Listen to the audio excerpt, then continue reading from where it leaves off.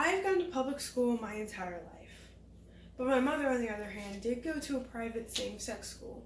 So I've always been interested about what those benefits were. So I decided I would do some extensive research on the benefits of attending a same-sex school as opposed to a public school, a public co-ed school.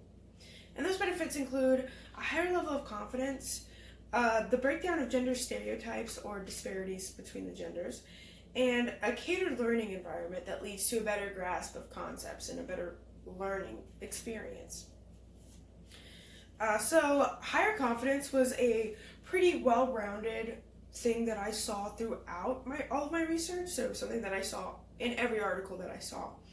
And it was just, people would recount how they felt like they didn't have to work or try to be someone else when they were at the same-sex schools. It was just easier to be themselves. And that a lot of that has to do with hormones, a lot of that has to do with, when you're younger, you don't really want, you think boys are gross, when you start elementary, middle school. And then boys think girls are gross because cuties. So I think it just leads to a higher level of confidence because they don't have to interact with the other gender in a learning environment.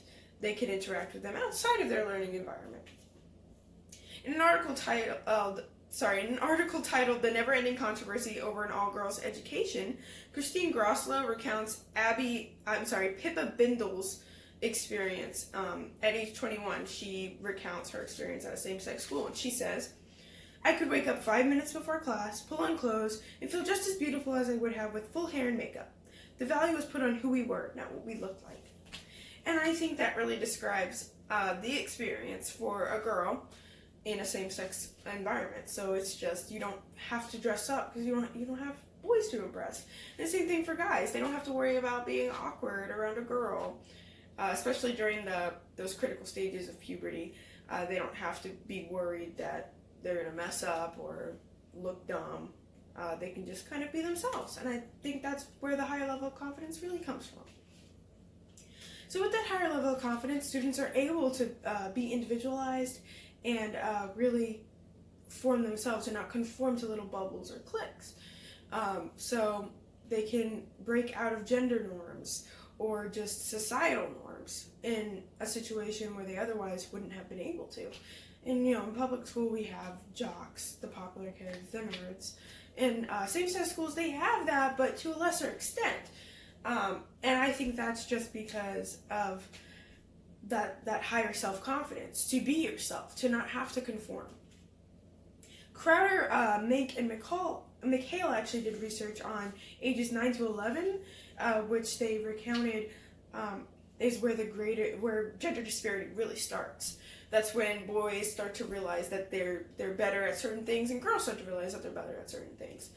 And that's when the widened gap in school achievement happens. Boys excel in math, girls excel in reading, stuff like that.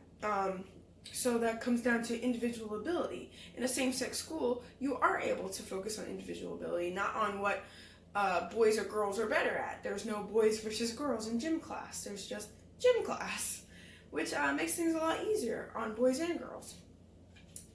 And that perfectly goes along with my final point, which is that teachers can focus on individual strengths and weaknesses of the genders, because female and male brains are differently. They're wired differently. Females mature faster. Males are better at math, in general terms. That way, teachers can cater to that. Teachers can make a learning environment where women will thrive in a same-sex all-girls school, and teachers can create a learning environment where men will thrive in an all-boys school. And it just works out that way, to where it's not just trying to lump everybody together and do one straightforward thing, but it's two separate learning environments that could benefit each individual. Steve Riordan, in early implementation of public single-sex schools, he talked to teachers from public and private schools alike, and he came to the conclusion that teachers perceived both sexes benefit equally from single-sex education, in terms of greater teacher sensitivity to sex differences and in learning and maturation.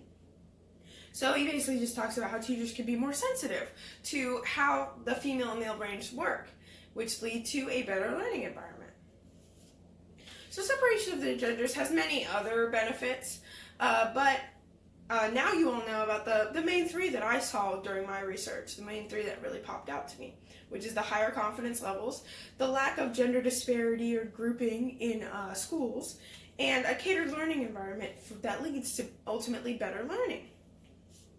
So I know many people, teenagers, young adults especially, we think of a same-sex school, and we think, no way, I would hate that. You miss too much, you miss out. Which, in some cases, is true. I mean, there are drawbacks to a same-sex school, but it does have many benefits that I never really thought about. So maybe when I'm thinking of sending my kid to school, or maybe when you all are thinking of sending your kid to school, you'll think about maybe letting them go to a same-sex school, maybe for middle school or maybe for high school. You never know; they might get some really cool benefits out of it. Thank you for your time.